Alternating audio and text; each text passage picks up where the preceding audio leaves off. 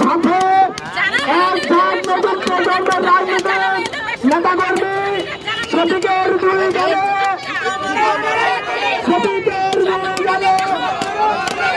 জামাতের দুই গেলে শফিক সাহেবের দুই গেলে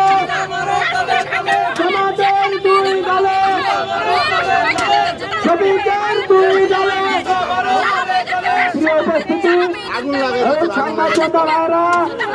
আপনারা দেখেছেন বাংলাদেশের নারীদের মনে কতটা ঘৃণা জন্ম নিয়েছে।